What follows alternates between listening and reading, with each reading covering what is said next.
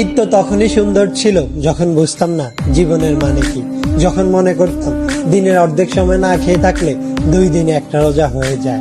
ঈদ তো তখনই সুন্দর ছিল যখন রোজা না রেখেও সবার আগে ইফতারি টেবিলের সামনে হাজির হতাম আর সবার আগে ইফতারি খাওয়া শুরু করতাম। ঈদ তো তখনই সুন্দর ছিল যখন ঈদের নতুন জামা কাপড় কিনে দেওয়ার জন্য আব্বু আম্মুর কাছে কান্নাকাটি করতাম আর মনে করতাম কেউ ঈদের নতুন জামা কাপড় দেখে ফেললেই হয়তো ঈদ শেষ হয়ে যাবে।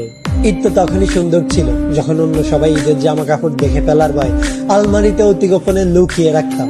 ঈদ তো তখনই সুন্দর ছিল যখন ঈদের দিন সবার পা ধরে সালাম দিতাম আর সালামের জন্য দাঁড়িয়ে থাকতাম।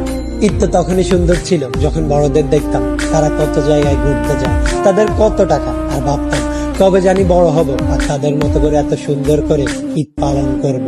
হ্যাঁ, আজ বড় হয়েছে ঠিকই, পকেট ভর্তি আজ অনেক টাকা। ঈদ আজ ঠিকই আছে, কিন্তু হারিয়ে গেছে ছোটবেলায় কাটানো ঈদের সেই আনন্দময় মুহূর্তগুলো।